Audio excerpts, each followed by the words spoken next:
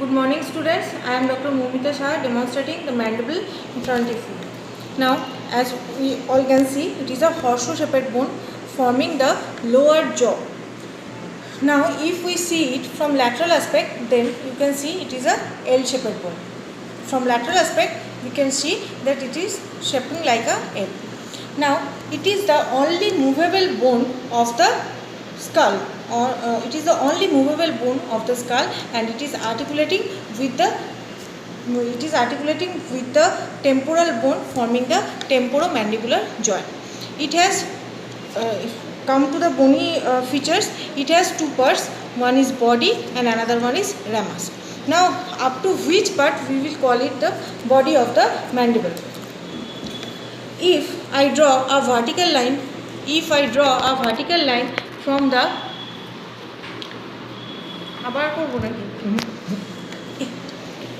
if I draw a vertical line from the third molar tooth, then in front the part is the body and behind the part is the ramus.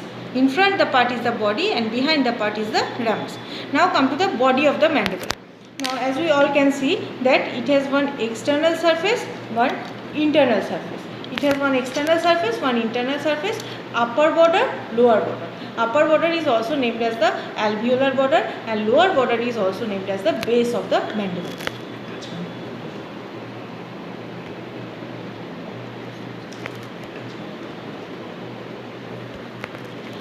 Base of the mandible. Now come to the bony features of the external surface. You can see that here is a triangular prominence being named as the mental protuberance, and in some mandible we can see that there are some tubercles just by the side of this protuberance named as the mental tubercle. Just behind that of the mental protuberance, you can see there is a foramen affecting the external surface named as the mental foramen. This is the mental foramen, and there is an oblique line. This is an oblique line up to the ramus of the mandible. This is an oblique line affecting the external surface from the up to the ramus of the mandible. Now there are some attachments in the external surface. Now firstly we are getting the attachment of the mentalis and attachment of the mentalis in the incisive fossa. Now what is the incisive fossa? Just beneath the incisor teeth there is fossae. These are named as the incisive fossae, which gives attachment to the mentalis muscle. Now in this oblique line in front we are getting two muscles, depressor anguli oris behind, and in front we are getting depressor labiae inferioris, and just behind the oblique line we are getting attachment of the buccinator muscle. Just below the 3 molar tooth we are getting the buccinator muscle. It is very important where is the attachment of the buccinator muscle. This oblique line behind the oblique line posteriorly will giving attachment to the buccinator muscle. Now come to the mental foramen. Through this mental foramen we are getting the it is affecting the external surface midway between the alveolar or the upper border and the lower border in case of adult. The interval between premolar in the interval between the premolar teeth, the foramen is directed backward and laterally and transmits mental vessels and nerve. It transmits mental vessel and nerve. Now at the junction of the mandibular ramus, the body is crossed upward. At the junction of the mandibular ramus with the body is crossed upward and forward by three important structures named as the tortuous facial artery, facial vein, and marginal mandibular branch of facial nerve. So within outwards you have to remember this. There is three structures: tortuous facial artery, facial vein, and marginal mandibular nerve. Now come to the internal surface. Internal surface, on each side we are getting another oblique line being named as the mylohyoid line. Mylohyoid line, this will provide attachment to the mylohyoid muscle and divides this internal surface into an upper groove and a lower groove, or upper fossa and lower fossa. The upper fossa being named as the sublingual fossa and lower fossa being named as the submandibular fossa for the submandibular gland, and the sublingual fossa is for the sublingual gland. Now come to the mylohyoid groove. The mylohyoid groove it is present just behind this line. This is the mylohyoid groove, and it is conveying corresponding vessels and nerves extending downward and forward from the inner surface of the ramus of the mandible to the posterior part of the submandibular fossa. Usually the loop of the facial artery, it is important thing, it is the loop of the facial artery, it will lodges in between the fossa and the submandibular gland. The area behind the third molar tooth give attachment to the lower end of the pterygomandibular raphe. This is another important thing. The area just behind the third molar tooth will provide attachment to the pterygomandibular raphe, and close to the posterior to the mylohyoid line, it will give attachment to the superior constrictor muscle. Posterior to the mylohyoid line, we are getting attachment to the superior constrictor muscle. So here we are getting pterygomandibular raphe, anteriorly we are getting the buccinator muscle, and posteriorly we are getting, or inner surface we are getting the superior constrictor muscle. Very important thing, here in the midline the pterygomandibular raphe, in front we are getting the buccinator muscle, and behind we are getting the, here we are getting the superior constrictor muscle.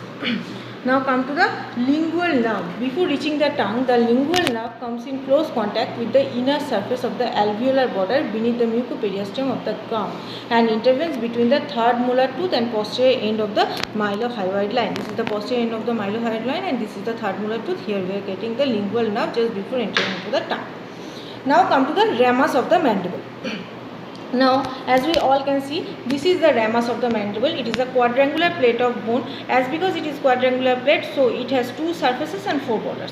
Four borders are upper, lower, anterior, posterior. Four surfaces are, four borders are upper, lower, anterior, posterior, and two surfaces are external surface and internal surface. So it is the ramus of the mandible. Up to which part we are calling it ramus?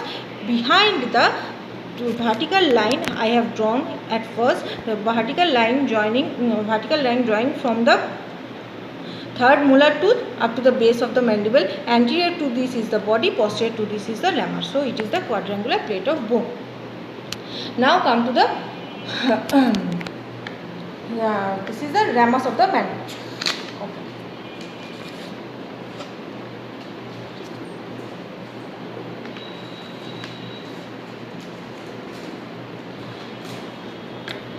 Now come to the lateral surface. The lateral surface or the external surface of the ramus. It is flat and it will provide attachment to the masseter muscle. This is flat and provide attachment to the masseter muscle, except the posterior superior part which is overlapped by the parotid gland.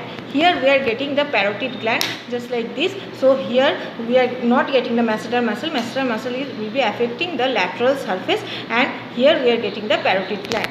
So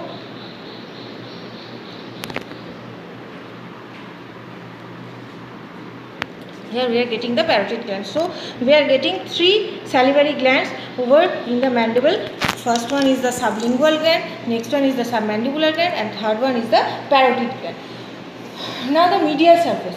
Medial surface close to its center, here we are getting another foramen being named as the mandibular foramen. So anteriorly we are getting mental foramen, and posteriorly we are getting the mandibular foramen, which transmits inferior alveolar vessels and nerve.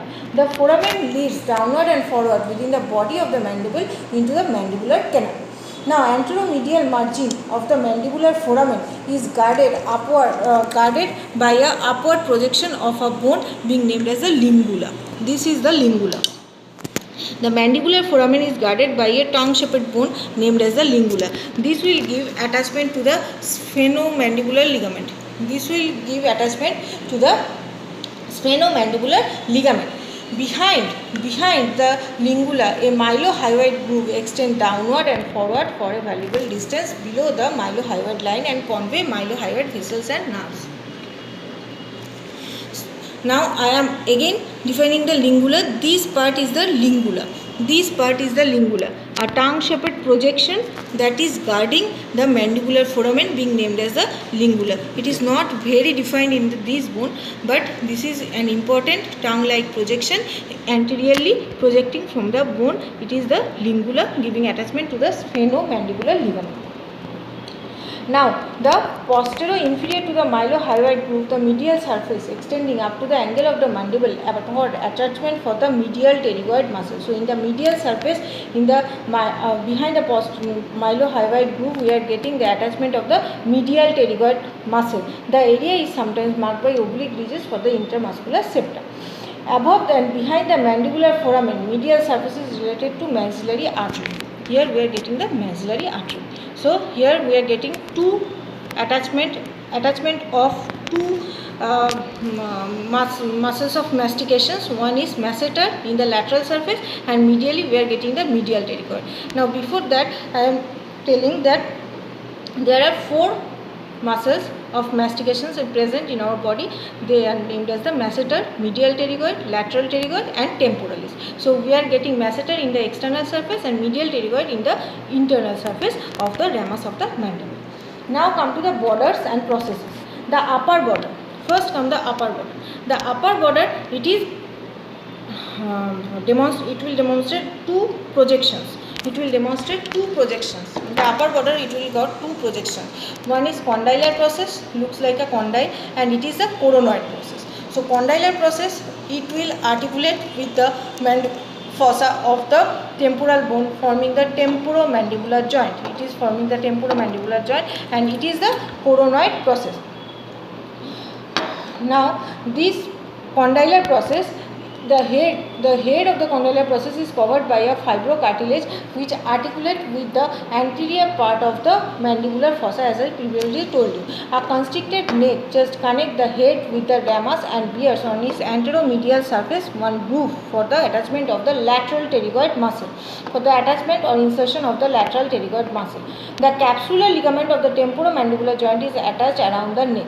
The lateral surface and posterior border of the neck give attachment to the temporomandibular ligament. Here the lateral surface and the neck, posterior border of the neck provide attachment to the temporomandibular ligament. So I am again telling you, it is covered by the head of the condylar process is being covered by a fibrocartilage. Next, the constricted portion which is joining the head with the ramus, it is the neck. This neck anteromedially we are getting one fossa or one depression for the insertion of the lateral pterygoid muscle. The lateral surface and the posterior border of the neck will provide attachment to the temporomandibular joint. Temporomandibular ligament. Now the medial surface of the neck below the attachment of the capsular ligament is related to the auriculotemporal nerve. Here the medial surface will giving coming in contact with the auriculotemporal nerve. Here coming the auriculotemporal nerve. Now the coronoid process.